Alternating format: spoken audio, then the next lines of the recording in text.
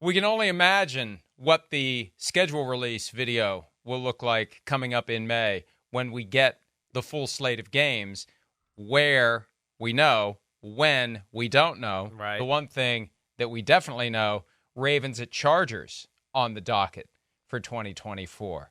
Harbaugh v. Harbaugh. And in theory, it can happen every year because if they just land in the same spot in their respective divisions, they will play the next year. Right. They'll at least play every third year by the rotation. They could play every year, and they could meet in the playoffs, not in the Super Bowl, but in the playoffs. So playoffs, we'll see what happens with that. We got plenty to break down, though, with the news that we all kind of looked felt at like the it was lay coming, of the land, right? Chris. Yeah, Like not even before he interviewed. Yeah, right.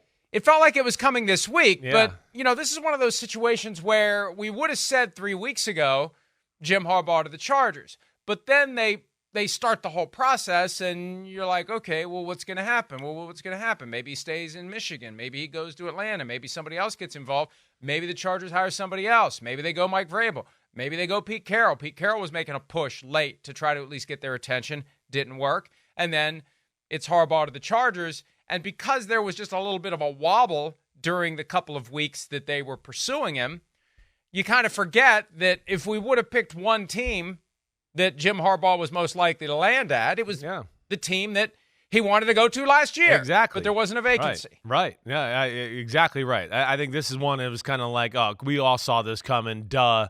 Why didn't I bet $1,000 with DraftKings on the odds of Harbaugh being to the Chargers 3 weeks ago, like you're saying? I mean, it is one of those. I think you add on top of that, a few weeks ago, he was practicing in the Chargers facility, right? I have a hard time thinking that ownership or somebody didn't make a little connection to him at some point. Hey, how are you? And like you said last year, this was the job he was trying to get. It's a great opportunity for him. I'm excited to see. You got one Harbaugh on the East Coast, one Harbaugh on the West Coast, a guy that just won the college football national championship. First time Michigan's done it in forever. And here he does. He just says, hey, the hell with that. That was great. But you could tell even in that interview there, like that's not the ultimate goal, Super Bowl. It's driving him crazy. And that's all he cares about, and that's what he's going to be working to do to be, as the head coach of the Los Angeles Chargers. It's deep-seated sibling rivalry stuff. Those guys aren't just ultra-competitive with the rest of the world. They're ultra-competitive with each other. They were the first competitors they knew. You don't become a great competitor to the rest of the world unless you're competing your ass off in your own house. There was a story in Sports Illustrated years ago about how they were trying to throw a football over a tree, and Jim was the first one to do it, and John never forgot it. I mean, stuff like that. They are ultra competitive with each other. They love each other, but they're ultra competitive with each other. That's just the way it is, and they'll be competing more frequently now, and it'll be fun to see, especially if the Ravens finish the job and win the Super Bowl to go along with Jim's college championship. This is another thing that surprised me. Whoa. He's the first since 1936. Yeah. The first college coach to win a championship and go straight to the NFL. Howard Schnellenberger went from the U to the USFL in 1983. Wow. But Harbaugh's the first to go straight to the NFL. Wow, that's interesting. I thought about, because Jimmy Johnson, would they lose the national championship, or was that the year, Catholics versus convicts, and they didn't get to play in the national championship game? So he was the other one I was thinking of. Penn State beat them. Yeah. Wasn't that the year Penn State beat Vinny Testaverde? No, that was 86. It might not have even been that year. That was 86. This was like 88, or Johnson's first year with the Cowboys was 89, right, if I remember correctly. So, yeah, either way, he didn't win the national championship. This is pretty cool, though. Yeah, this is rare.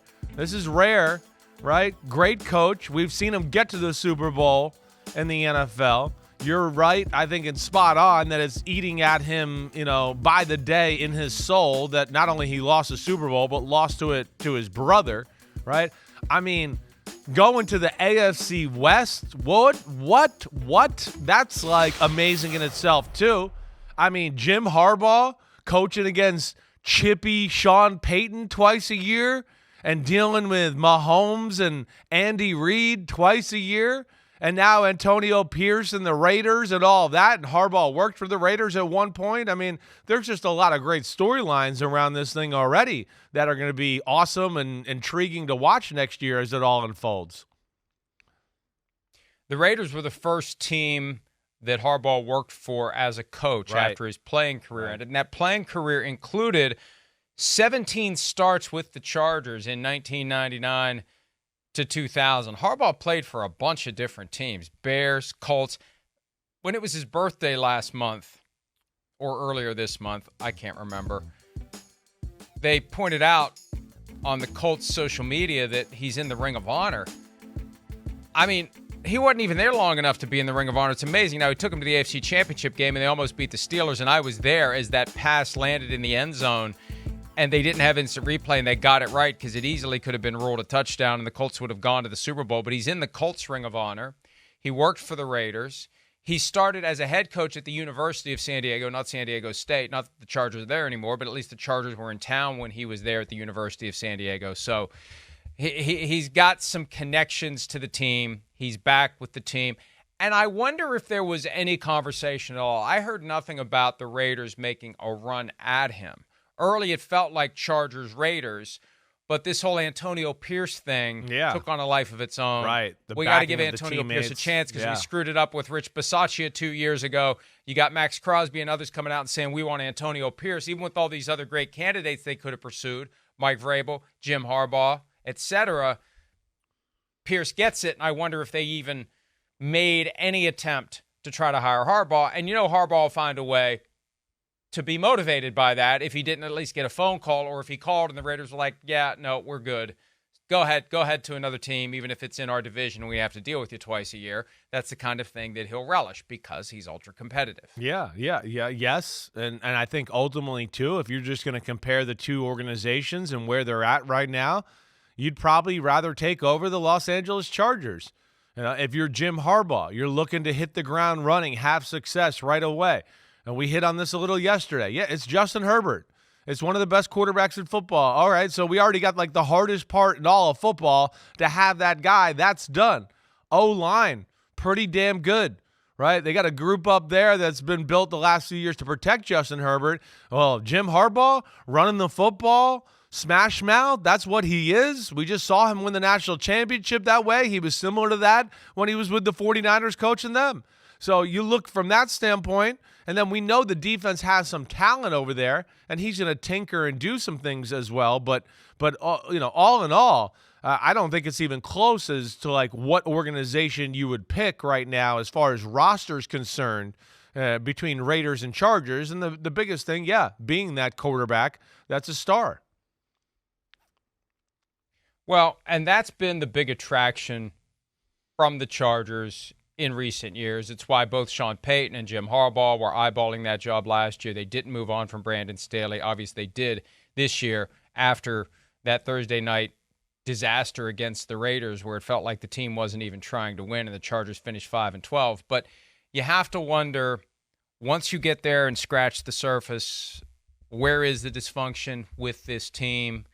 They just haven't been able to get it together. They're the Rosanna Dana, it's always something team. There's injury issues that got better this past year, but they still went 5-12. And when you think of all the teams that had quarterback problems, and eventually you had an injury that ended Justin Herbert's season, but even before that, all the other teams in the AFC with quarterback injury issues, and the Chargers weren't competitive with Justin Herbert playing every game. That was inexcusable as well. So even though they've got a franchise quarterback and they're paying him accordingly, they have issues. They have cap issues. They have injury issues. Right. They have aging roster issues at certain positions. They got to make some tough decisions. And, one of the things we don't know yet, Chris, is how much power Jim Harbaugh is going to have. They haven't hired a GM yet, and that's one of the reasons why I think they cleared the decks. Sorry, Tom Telesco, but you got to go too. We want to have the opportunity to do whatever we think we need to do. So let's just move on from you now, and it worked out. Telesco crash-landed on his feet with the Raiders. Right. If they had just held on to Telesco the way the Falcons are holding on to Terry Fontenot and possibly will let him go if they would get a Bill Belichick on board, we don't know. But if they had waited to move on from Telesco, Telesco would have been screwed. So they did him a favor in hindsight by letting him go along with Staley, and they did themselves a favor because they had a completely clean slate as they moved forward. The fact that they hired a coach before a GM tells you who's going to be in charge. Exactly. It tells you who's running the show in L.A., and you need that because the last thing they need is another Trent Baalke, Jim Harbaugh thing. Right. They need to have no doubt who's in charge because Jim Harbaugh is going to take charge, even if he's not in charge. No, exactly. You hire him. That was the guy you wanted the most. You make sure you get that done. You let him, now help you cook the meal. And as far as let him be part of the process where, okay, now I got a GM here. Oh, wait, I like this guy as a human being. I think we can work together. Oh, wait, I like this guy's, overlook, feel for football, the game and everything there. Oh, we match. Let's get that done. So that to me makes a lot of sense with a guy like Jim Harbaugh. And I think that's probably the appropriate move. We know he's a little different, right? He's stubborn. He's got his ways in which he wants things done. So let him do it this way so you don't have dysfunction in the organization like you're talking about for the next 2 to 3 years.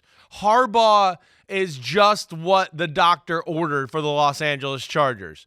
All the things that you've been talking about for the last few years, the dysfunction, the injuries, whatever, blah, blah. Jim Harbaugh, ex-quarterback in the NFL, great college quarterback. We know that. This is not, you're not getting like, oh no, Jim Harbaugh, this is a great offensive coordinator. That's not why you're hiring this guy. That's not what he is. He's not like, we're not going to be like, oh wow, I've never seen plays like this before. Wow, they're breaking records like Mike McDaniel and the Dolphins or Shanahan and the 49ers. No, absolutely not. He's an overseer. He's a manager. He's going to get all the things that he can control back going the right way. He is the kind of guy that's really going to dissect and get into the training room and the weight room habits and go back. And they got to kind of get back to the basics. That's what he's famous for. Michigan was kind of a mess before he got there. That's what he did. 49ers were a mess before he got there. That's what he did. It's almost back to, hey, football, I'm the general. We're going to do all the little things the right way. We're going to tackle. We're going to hit. We're going to do all the basics on the field the right way, and then we'll work from there. And I think that's where he's going to be really valuable. He's going to get all facets of this organization working cohesively like he did at Michigan, and I got to witness that earlier this year where, it's all feeding itself and feeding him, and it's a high-functioning machine that he made in Michigan, and he's going to try to get that done here with the Chargers, and that's where I really love the hire for him in that organization.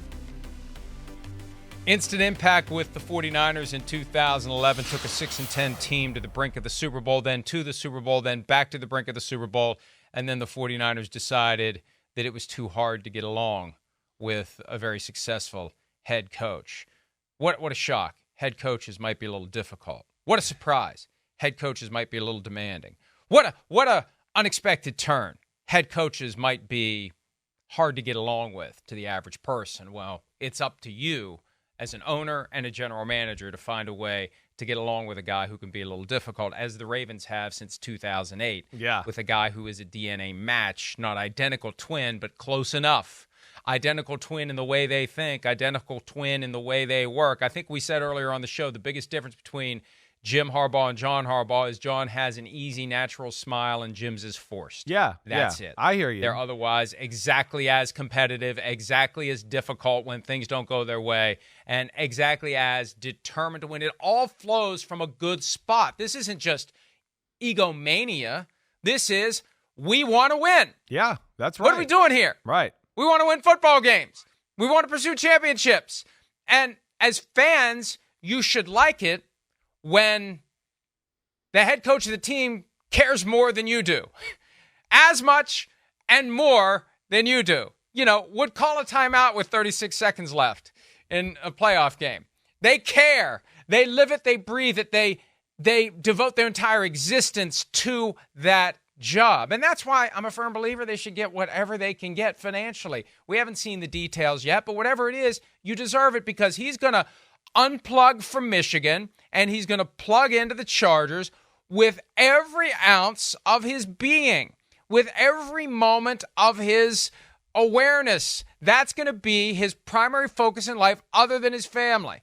Professionally, the only thing he's going to care about is winning as many football games as possible as head coach of the LA Chargers. And every fan of every team, of every sport, should want that mindset as their head coach. Yeah, no, they got they're out of a book type of head coaches. You know, when I think of head coaches, yeah, I mean I'm old school and think of all right, yeah, the Bill Parcells, the Chuck Knowles, right? That type of attitude is kind of where the football I was raised in, right? My high school football coach, he came from a coach that was coached by Vince Lombardi, right? And he was under Vince Lombardi. So, you know, that's what I believe in. And, of course, the Harbaughs are old school like that, following the lead of their dad. And that's got a lot of value in football world, as we both know. Hi, it's Mike Florio. Thanks for watching PFT on YouTube. Hit subscribe for the latest news and analysis from Pro Football Talk.